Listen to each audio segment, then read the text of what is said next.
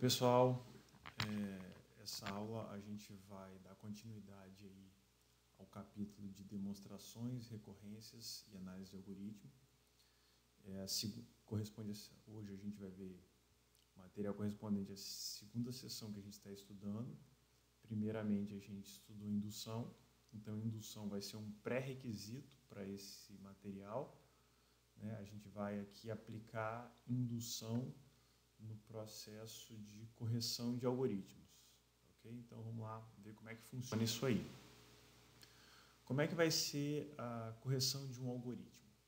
Um algoritmo, a gente tem aqui um trecho ilustrando, temos Q, que é um estado do algoritmo, um estado das variáveis do algoritmo.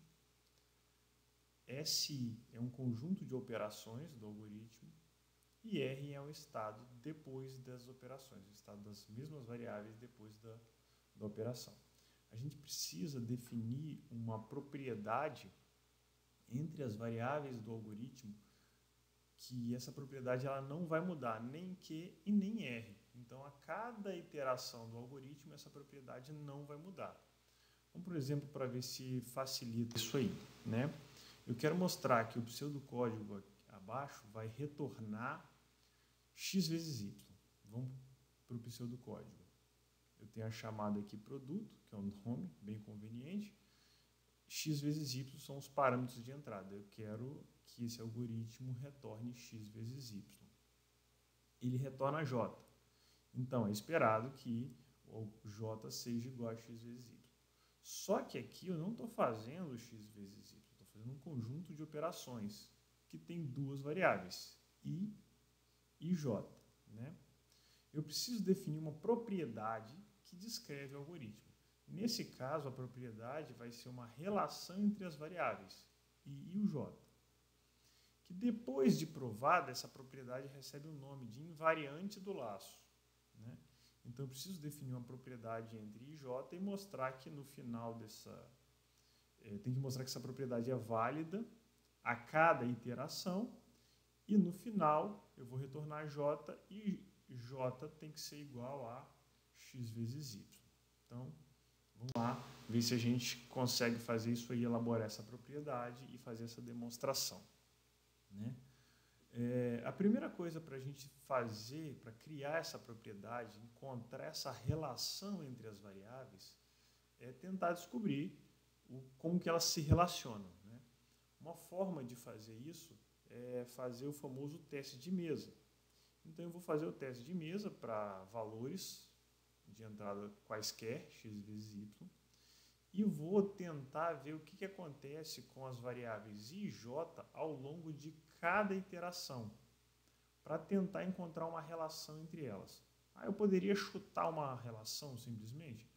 Poderia. A probabilidade de acertar não costuma ser alta, então é melhor a gente entender primeiro o processo para poder chutar uma relação.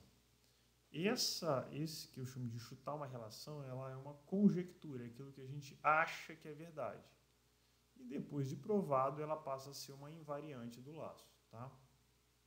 Então, vamos lá. A gente vai fazer o teste de mesa, né, para tentar elaborar uma conjectura, uma relação entre essas variáveis. Eu vou usar aqui um índice auxiliar, que eu vou chamar de K, que vai marcar as iterações. Só vou pedir para tomar cuidado com esse K, porque esse K ele não existe na verdade. Ele é só um recurso didático para eu marcar as iterações. Primeira iteração, segunda iteração, terceira iteração, e assim sucessivamente. Então, para o k igual a zero, eu vou ter iteração zero, eu vou ter o estado das variáveis antes de entrar no laço, né? Então, eu tenho que o i0 é o valor da variável i no instante zero, antes de entrar no laço, vale zero. A mesma coisa vale o j0 também é zero. Após o estado inicial, o k igual a 1, ou seja, depois da primeira iteração, o que aconteceu? No final da primeira vez que eu passei no laço, eu vou ter o j1. O j1 recebeu o j0 mais o y. O J0 era 0, então o resultado é y. O I1 recebeu o I0 mais 1, 0 mais 1 igual a 1. Né? Então, ao final da primeira iteração, o J1 vale y e o I1 vale 1. Na segunda iteração, eu vou ter o J2 recebendo o J1 mais y. O J1 vale y. Somando y, eu passo a ter 2y.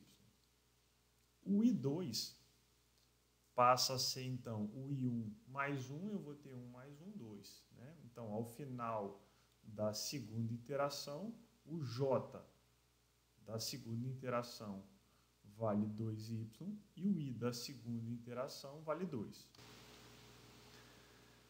Continuando, na terceira iteração, o J3 vai receber o J2 mais y, passa a ser, então, o J passa a valer 3y, e o I3 passa a valer 3. Na quarta iteração, o J4 vai receber o J3 mais y e passa a ser 4y, e o I4 passa a ser I3 mais 1, que vai ser 4. Então, eu vou fazer isso até quando? Até a gente conseguir elaborar uma conjectura. Tá? Então, aqui, a gente consegue começar a perceber o seguinte. Observa que o J, depois de cada interação, ele passa a valer o I vezes Y. Então, aqui eu tenho uma conjectura, o I vezes Y. Tá? Quando a gente trabalha dessa forma, às vezes acontece de algum ou outro aluno usar aqui no lugar do I o K, porque o K, o índice da iteração, e o I coincidiu. Né? O I, como o I é um marcador de iteração também, ele é um contador, coincidiu, né, o índice da iteração igual a I. Mas isso não acontece sempre, E outra coisa é que o K, como eu disse, ele não existe. Ele é só um recurso didático para contar as interações. Tá? Então, a nossa conjectura é a relação entre as variáveis e parâmetros de entrada. Então, eu tenho que o J passa a ser I vezes Y. Essa é uma relação que eu acho que é verdade. Por que eu acho? Porque ela vale na iteração 0, na 1, na 2, na 3 e vale na quarta iteração. Só que estou trabalhando com exemplos aqui. Né? Eu tenho 4 exemplos. Para eu provar que isso vale sempre, eu preciso de uma demonstração matemática formal. E a forma que a gente tem para fazer essa verificação, essa demonstração, é através da indução matemática. Né? Então, a gente vai usar a indução para provar a conjectura, que é J igual a I vezes Y. Na indução, lembrando, né, eu preciso de um caso base, eu preciso que essa propriedade seja válida em um estado inicial. O estado inicial é o I0 e J0. O I0, por definição no algoritmo, vale 0 e o J0 vale 0. Eu pego esses valores e testo na minha conjectura. E fazendo a substituição, eu observo que essa igualdade é verdadeira. Ela sendo verdadeira, então sim, a minha propriedade é válida para os valores das variáveis antes de entrar no laço. Né? Eu vou supor que ela é verdadeira para uma iteração K e eu vou mostrar que ela é verdadeira para a próxima iteração, para a iteração K mais 1. Essa é a tarefa da indução. Né? Então, vamos lá. O que eu quero fazer? Eu quero mostrar que o JK mais 1 é igual a I de índice K mais 1 vezes Y. O que eu tenho de ferramenta para fazer essa demonstração? Eu tenho meus argumentos. Quais são os argumentos do que está sendo feito aqui? Eu tenho a própria propriedade, né? A própria hipótese de indução, né? Que é JK igual a I K vezes Y, claro, a hipótese, se você não usar a hipótese, você não fez uma demonstração por indução. E tenho também as atribuições do código.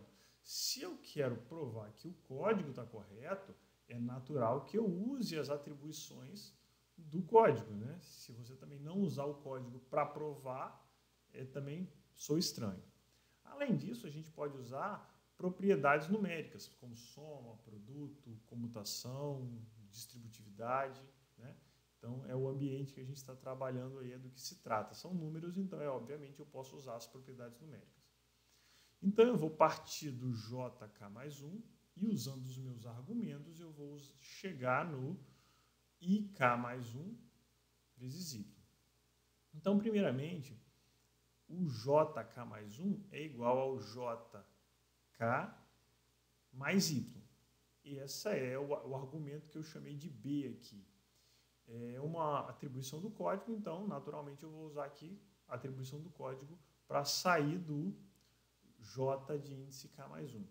Depois disso, como eu já tenho o JK aqui, eu posso aplicar o argumento que é a minha hipótese de indução. Então, eu vou substituir o JK por I de índice K vezes Y, né?